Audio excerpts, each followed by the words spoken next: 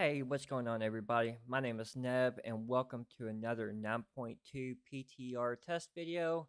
And this is going to be a first impressions video of the tier sets for the Blood Death Knight. And let's go ahead and look at the tier set, and then we'll look at the aesthetics, and then we'll look at a couple of legendaries that I think might actually impact this set. So the tier set is called First I Eidolon. I think that's how you say it. EID. Yeah, Eidolon.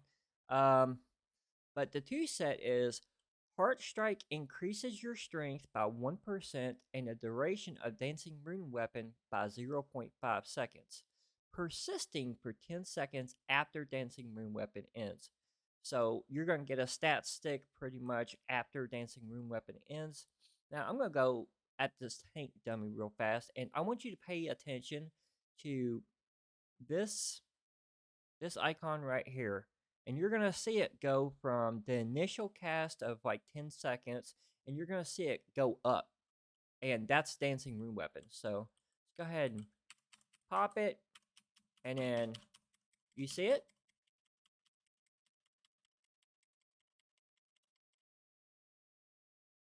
Get some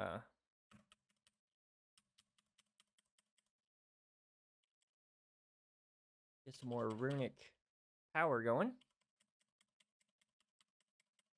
It's still not down. It's down now. Okay. So that's it's pretty good. And it look, my strength just increased by 10% for like 10 seconds, which isn't bad. Um but it's not great, right? Um but let's look at the 4 set. When you take damage, you have a chance equal to 100% of your parry chance to lash out, heart striking your attacker. Dancing Rune Weapon now summons 2 rune weapons. So my parry is 21%. It's gonna go down, but let's uh let's get on this raiding tank dummy right here, and let's wait for Dancing Rune Weapon to come up a cooldown, and then I'll pop it, and hopefully you guys will be able to see two Dancing Rune Weapons pop up.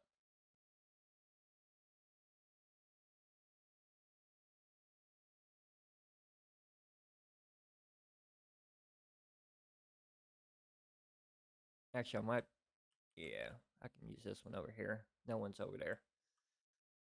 Got 9 seconds here. Now, you don't have to have Dancing Rune Weapon up for this effect, I don't believe. No, it's just when you take damage. So you're going to go in, Blood Boil, pop Dancing Rune Weapon, and you see you saw 2 of them, hopefully. And that was the Heart Strike, that little black thing, as soon as it strikes me again. Come on, strike me again. There we go. You saw it, the little black thing. It's kind of hard to see, but it is there. So now that we looked at that, let's look at a couple legendaries that people will probably run with this. So looking at powers, most everyone runs Super Strain. Now, Super Strain is your DPS sort of legendary, your go-to. It does pretty good amount of damage, and you get quite a bit of runic power generation. But Crimson Rune Weapon. Now, this used to be the big defensive build. You would have Crimson Rune Weapon, and what it does is it pretty much allows you to have Dancing Rune Weapon up every single pull inside of a dungeon environment. Refriends. Now, Brendors might probably ain't gonna do much. No. All right, let me switch legendaries. And I do have this, and then we'll look at it, and then we'll use it. So, Dancing Rune Weapon generates 5 Bone Shield charges. When a charge of Bone Shield is consumed, the cooldown of Dancing Rune Weapon is reduced by 5 seconds. Additionally, when Dancing Rune Weapon fades, your rune generation rate is increased by 40% for 10 seconds. So what you're going to want is you're going to want Bone Shield charges, right? To get the cooldown reduction of Dancing Rune Weapon. But watch Dancing Rune Weapon. Now I'm going to go in here.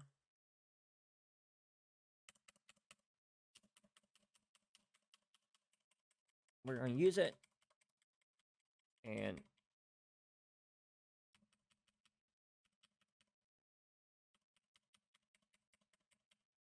it's still up.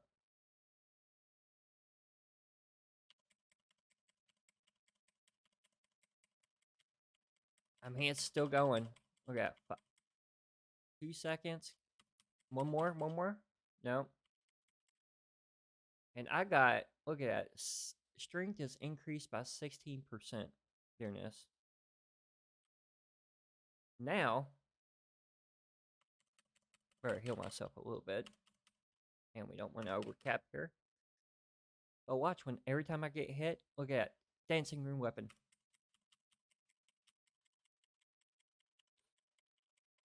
And you can see 2 Dancing Rune Weapons right there.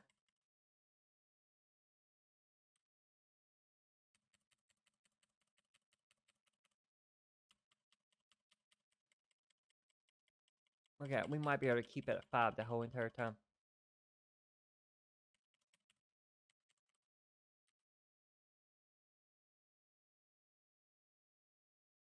Now this used to be the defensive build, but now with this tier set bonus, it actually might be a pretty good offensive build as well. It synergizes extremely well with this tier set. Look at Dancing Rune Weapons up again. So you can imagine inside of a dungeon, having full power and just pull a big pack and just start cranking some damage. Okay, I got it up to 10 seconds.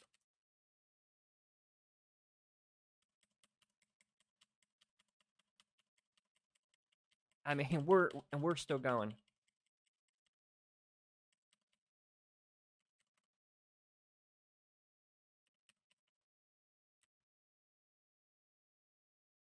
And now I can get beat on a little bit.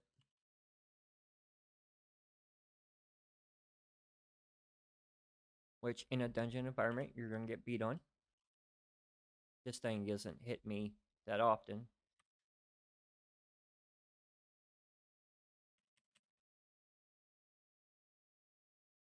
Get some health here. And look, it's up again. Like, it's really good.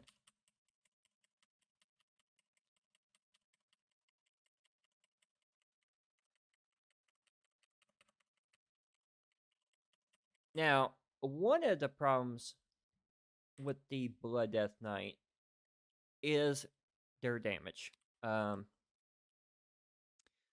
Blood Death Knights have probably the worst DPS out of any of the tanks right now in the game. I also know that they do have some threat issues. I don't know if that's intentionally. I don't know if it's just because of damage or what. But even on live right now, when I tank on the DK, I do have to taunt occasionally. Now, I'm not the greatest tank, and I'm not the greatest Blood Death Knight, but I also heard from several other of the high-end players that Blood DK does have a little bit of these issues. But I really think that the Crimson Rune Weapon legendary, or Crimson Rune legendary, is actually going to be pretty good to run. Pretty good offensively, pretty good defensively. Just because of the cooldown reduction of Dancing Rune Weapon. That's pretty much all I got for you guys. Let me log out here so you guys can actually look at the aesthetics. And ain't that pretty awesome? Like, that's cool looking. Don't mind the weapon. That's probably a placeholder. But the only thing I don't like about this, the looks of this, is the horns on the head. I think that's just kind of stupid looking. But I like the mask. Like, it's got that mask, and then you got the hood, um, the colors. All of it looks pretty good in my opinion, except the horns. But that's all I got for you guys. Leave me a comment down below and tell me what you guys think. Also, give me a like and subscribe if you like this type of content. It does help the channel.